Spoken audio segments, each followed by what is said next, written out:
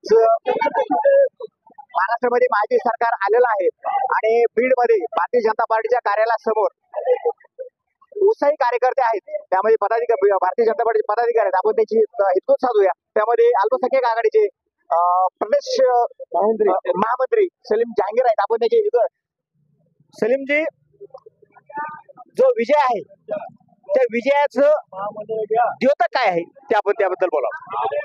विजयाचं द्योतक हे आहे की महायुतीच्या सरकारनं सर्वात मोठी जी योजना आणली होती लाडकी बहीण योजना, त्या योजनेमुळं या राज्यातील प्रत्येक 18 पगड जाती धर्मातील महिला भगिनींना त्याचा फायदा मिळाला.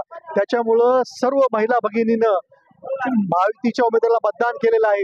मग यामध्ये मुस्लिम भूत सुद्धा असतील, त्या ठिकाणी जर आता पाहिलं आपण तर सर्वांनी मतदान केल्यामुळं महायुतीचे उमेदवार हे प्रचंड मताने निवडून आलेले आहेत. त्यामुळं सबका साथ सबका विश्वास और सबका साथ सबका विकास और सबका विश्वास हे मोदीजी का जो वाक्य आहे येणाऱ्या काळात ते गृहीत धरलेलं आहे, म्हणजे झालंय. आपण ताईच्या माननीय पंकजा ताईंच्या जो विश्वासू आहात, तर ताईंचं पुढे पद कोणतं असेल त्याबद्दल. या राज्यामध्ये पंकजाताई यांनी महायुतीच्या उमेदवाराच्या करिता या राज्यातील 40 मतदारसंघामध्ये त्यांनी सभा घेतलेली आहे आणि ज्या ज्या ठिकाणी पंकजाताईंनी सभा घेतली त्या मतदारसंघातील सर्व उमेदवार हे निवडून आलेले आहे. त्यामुळे ताईंना हे सन्मानजनक स्थान या महायुती सरकारमध्ये मिळणार आहे. बटेगे तो कटेगे, एक है तो सेफ है, हा काही नारा महाराष्ट्रामध्ये चालला होता, त्याबद्दल आपलं काय मत आहे? बटेंगे तो कटेंगे हा नारा खरं तर पाहिलं तर नितीन गडकरी साहेब असतील, पंकजाताई असतील, त्यांनी सांगितलं असेल, अजितदादा असतील, त्यांनी सांगितलं हे महाराष्ट्रामध्ये चालणार नाही, हे युपी मध्ये चालल. ह्यामध्ये हा नारा चालला नाही. 18 पगड जाती धर्माला घेऊन या राज्याचे नेते देवेंद्र फडणवीस साहेब असतील, नितीन गडकरी साहेब असतील, पंकजाताई मुंडे असतील, या सर्वांनी घेऊन चालले आणि ती योजना यशस्वी झालेली आहे. त्याच्यामुळे हा नारा इथं फार चालला नाही. त्यानंतर भाजपाचे जिल्हा महामंत्री आहेत देवीदास नागरगोजे सर, लोकसभेला जो फॅक्टर चालला होता आपल्याकडे जरांगे फॅक्टर, तो फॅक्टर यावेळी चालला आहे का?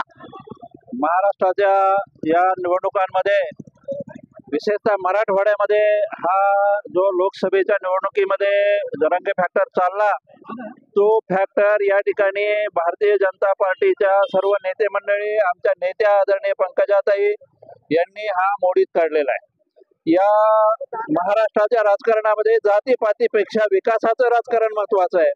अशा प्रकारचा विचार घेऊन मुंडे साहेबांनी काम केलं आणि तोच विचार पुढे घेऊन या ठिकाणी पंकजाताईंनी सुद्धा काम केलेलं आहे.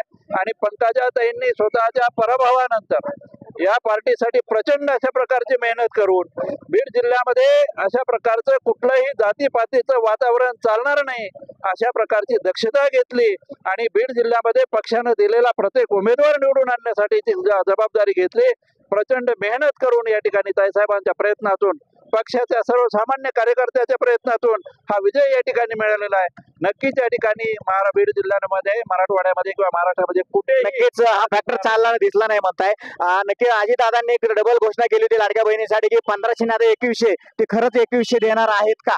आणि तो वादा असेल का, तो वेगळा काही असेल? अजितदादांचा वादा म्हणजे हा पक्का वादा असतो आणि म्हणून अजितदादाचं स्लोगनच आहे अजितदादा एकच वादा. त्याच्यामुळे येणाऱ्या सरकारमध्ये महिला, उपेक्षित, शेतकरी, कष्टकरी हा जो उपेक्षित समाज आहे या सर्व समाजाच्या कल्याणासाठी नक्कीच योजना येतील. महाराष्ट्राच्या वैभवामध्ये भर घालणारं सरकार काम करेल आणि म्हणून या ठिकाणी महाराष्ट्रातल्या जनतेने हे सिद्ध केलंय की या ठिकाणी आमच्या सरकारनं जे चांगलं काम केलं, भाजपचं सरकारच महाराष्ट्राचा विकास करू शकतो हा विचार या ठिकाणी सर्वसामान्य नक्कीच आपलं महायुती सरकार आलं आहे. आपल्याला